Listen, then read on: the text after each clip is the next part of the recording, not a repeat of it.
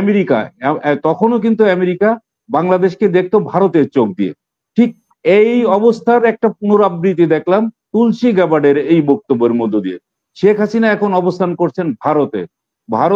ভারত এখনো মনে করে শেখ হাসিনাকে কোনো না কোনো অবস্থায় বাংলাদেশে ফেরত পাঠাবেন এবং তাকে দিয়ে তাদের যে সমস্ত স্বার্থ আছে সেই স্বার্থগুলো তারা উদ্ধার করবেন। তুলসী গাবার্ডের এই বক্তব্যের মধ্য দিয়ে কি আমেরিকার যে দৃষ্টিভঙ্গি বাংলাদেশে সেটা থেকে কি কোনো পরিবর্তন আসলো কিনা? তারা কি কোনো রকম অর্থনৈতিক ভাবে বাংলাদেশকে পিছিয়ে ফেলার জন্য কোন রকম চেষ্টা চালাতে পারে কিনা, বা বাংলাদেশের সঙ্গে তাদের সম্পর্কের হানি ঘটাতে পারে কিনা, এই ধরনের প্রশ্নগুলো কিন্তু সামনে আসছে। কিন্তু বাংলাদেশের বর্তমান সরকার সেটাকে যথেষ্ট কৌশলে এবং বুদ্ধিমত্তার সঙ্গে সেটার মোকাবেলা করেছে বলে আমার মনে হয়। আমরা তুলসী গাবার্ডের বিষয়টি বেশ কয়েকদিন ধরেই বাংলাদেশে আলোচনার কেন্দ্রতে ছিল এই কারণে যে বাংলাদেশে বর্তমান অন্তর্বর্তী সরকার কিন্তু আমাদের জুলাই আগস্টের যে বিপ্লব, সেই সকল বিপ্লবের একটি মানে পরিণত অবস্থা হচ্ছে আমাদের এই অন্তর্বর্তী সরকার। এবং সেই জুলাই আগস্ট বিপ্লবে যারা এতদিন শাসন করেছিল, ফ্যাসিবাদী শাসন জারি রেখেছিল শেখ হাসিনার নেতৃত্বে বাংলাদেশে, সেই শেখ হাসিনা 5ই আগস্ট এখান থেকে পালিয়ে গেছেন আন্দোলনের মুখে। এবং অন্য যে কোনো সময় আওয়ামী লীগ বিভিন্ন সময় কিন্তু তাদের একটা পতন হয়েছে। তাদের পতনের প্রথম পতনটা হয়েছে 1975 সালের 15ই আগস্ট। তখন একটা কু হয়েছিল, সামরিক কু, যে কারণে এইটা বলা হয়ে থাকে যে এই কুয়ের মধ্য দিয়েই সেই সময়কার শেখ মুজিবের সেই সময়ও একটা স্বৈর শাসন ছিল, সেই স্বৈর শাসনের পতন হয়েছিল। সেই পতনটা হয়েছিল মূলত শেখ মুজিবের যে একদলীয় শাসন ব্যবস্থা ছিল, সেই শাসন ব্যবস্থা থেকে কিন্তু আর কোনো অবস্থাতেই সরকার পরিবর্তনের কোনো উপায় ছিল না, যে কারণে ওই কুটা হয়েছিল। এবং এর পরবর্তীতে অনেকটা সিম্প্যাথি নেওয়ার মতো একটা অবস্থায় ছিল শেখ হাসিনা। তারপর 21 বছর তারা আন্দোলন সংগ্রাম করার মধ্য দিয়ে 1996 সালে আবার ক্ষমতায় আসে এবং এরপর থেকে টানা তার একটা বয়ান তৈরি করেছে এবং সেইটা আরো বেশি করে পরিপক্কতা অর্জন করেছে 2008 সালে তারা যখন ক্ষমতায় আসে। এই ক্ষমতায় আসার পর থেকে আমাদের প্রতিবেশী রাষ্ট্র ভারত সবসময় তাকে বিভিন্নভাবে সাপোর্ট দিয়ে এবং কখনো বিনা ভোটে নির্বাচন করে, কখনো রাতের ভোট করে এবং কখনো একেবারে কোন রকম রাজনৈতিক দল ছাড়াই নির্বাচন করে তাকে ক্ষমতায় রেখেছে। এটা রেখেছে শুধুমাত্র তাদের স্বার্থে। এবং তারা আমেরিকা, তখনও কিন্তু আমেরিকা বাংলাদেশকে দেখতো ভারতের চোখ দিয়ে।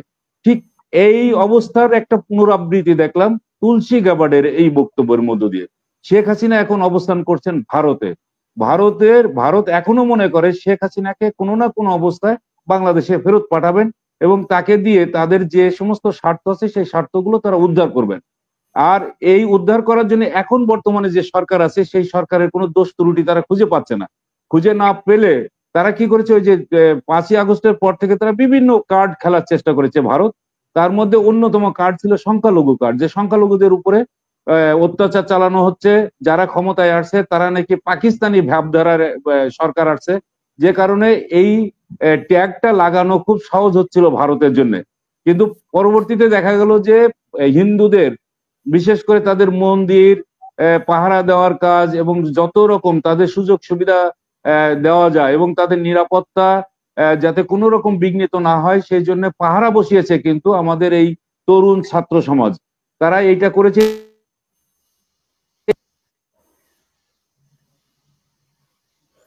জি কাগজি ভাই, আপনাকে শোনা যাচ্ছে না।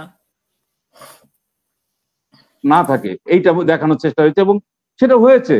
কিন্তু এখন আবার নতুন করে যেহেতু বাংলাদেশের আর কোনো ত্রুটি খুঁজে পাওয়া যাচ্ছে না, এই জায়গায় তুলসী গাবার্ডকে অনেকটা আমি বলবো কাজে লাগানো হয়েছে। তুলসী গাবার্ড যদিও আমেরিকান নাগরিক, কিন্তু তার মা একজন হিন্দু এবং তুলসী গাবার্ডও কোনো সময় দেখা গেছে যে তার ইস্কনের সঙ্গে এক ধরনের যোগসূত্র ছিল। এবং এই তুলসী গাবার্ডের কিন্তু যখন আমরা দেখি যে তার রাজনৈতিক অবস্থান, এক সময় ডেমোক্রেটিক পার্টি করেছেন, আবার রিপাবলিকান পার্টিতে এসেছেন, এরপরে কি বলে এই যে ডোনাল্ড ট্রাম্পের একেবারে প্রধান উপদেষ্টা হয়ে গেছেন তিনি।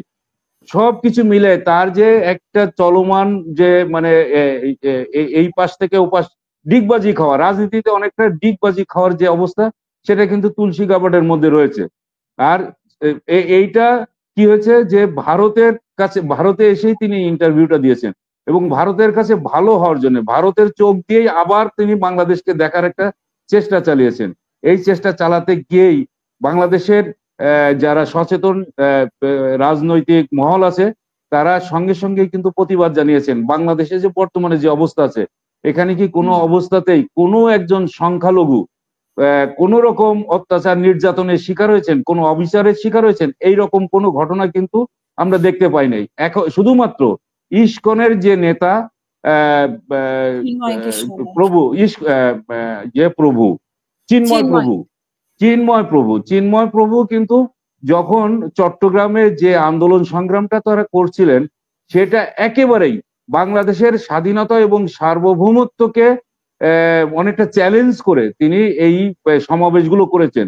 বাংলাদেশের পতাকাকে পর্যন্ত তিনি পদদলিত করেছেন। বাংলাদেশের যে জায়গায় চট্টগ্রামে যে ঘটনাটা ঘটিয়েছেন, সেখানে আমরা সবসময় দেখি যে ধর্মপ্রাণ মুসলমানরা কিন্তু ওখানেও যেরকম বেশি, হিন্দুরাও বেশি।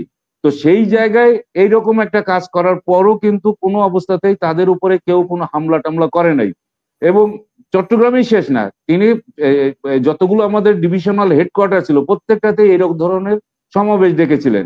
যখন রংপুর থেকে তিনি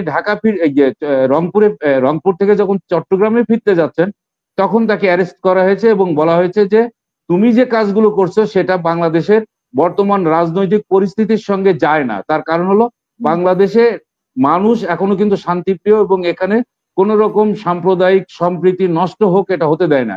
কিন্তু আপনার যে কাজকর্ম বা চিন্ময় দাস প্রভুর যে কর্মকাণ্ড, সেটা এখানে হিন্দু সম্প্রদায়কে তিনি উস্কানি দিয়ে এখানে একটি এমন রাজনৈতিক পরিস্থিতি সৃষ্টি করতে চাচ্ছিলেন যে দেখানো যায় যে হিন্দু সম্প্রদায় বা সংখ্যালঘু সম্প্রদায় এখানে নির্যাতন নিপীড়নের শিকার হচ্ছে। কিন্তু এই জায়গা থেকেই বাংলাদেশ সরকার যথেষ্ট দাসেরই অবলম্বন করেছেন উনি, রাইট। এবং চিন্ময় কৃষ্ণ দাস যেমন ইস্কনের প্রতিনিধিত্ব করেন এখানে, একইভাবে এই ইস্কনের দীক্ষায় দীক্ষিত হচ্ছেন এই তুলসী গাবার্ড। মানে উনি হয়তো বুঝতেই পারছেন না, তুলসী গাবার্ডের এই পদটা কিন্তু সৃষ্টি হয়েছে 2001 সালে, যখন 9/11 ঘটনাটা ঘটলো। এটা ঘটার পরেই একটা নিরাপত্তা উপদেষ্টা মানে পরিষদ যেখানে আমেরিকা করলো, সেইখান থেকেই কিন্তু এই পদটা সৃষ্টি করা হয়েছে এবং সারা পৃথিবীতে এক ধরনের ইসলামী জঙ্গিবাদ সৃষ্টির একটা ধোঁয়া তুলে, একটা বয়ান সৃষ্টি করে তাদের উপরে নির্যাতন নিপীড়ন করার একটা কৌশল সেই সময় থেকে শুরু হয়েছিল এবং এখনো পর্যন্ত অব্যাহত আছে। আর তারই মাথার উপরে বসিয়ে দেওয়া হয়েছে এবার ট্রাম্প ক্ষমতায় আসার পরে তুলসী গাবার্ডকে।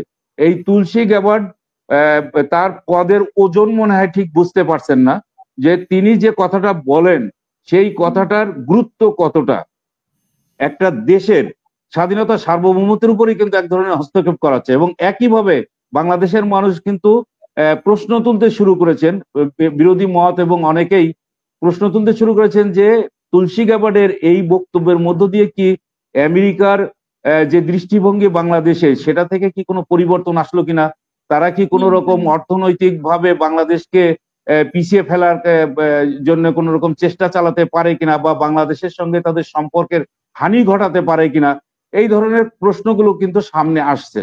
কিন্তু বাংলাদেশের বর্তমান সরকার সেটাকে যথেষ্ট কৌশলে এবং বুদ্ধিমত্তার সঙ্গে সেটার মোকাবেলা করেছে বলে আমার মনে হয়, যে কারণে আমেরিকান যে স্টেট ডিপার্টমেন্ট সেইখান থেকে সরে গিয়ে বাংলাদেশের সঙ্গে যে সম্পর্কের মানে অবনতি ঘটবে না এই ধরনের বক্তব্য দিয়েছেন এবং বাংলাদেশে যে সাম্প্রদায়িক সম্প্রীতি রয়েছে এখানে কোন রকম উগ্র সাম্প্রদায়িকতার কোন রকম স্থান নেই, এই বিষয়গুলো তাদের একটা উপলব্ধিতে এসেছে বলে আমার কাছে মনে হয়েছে।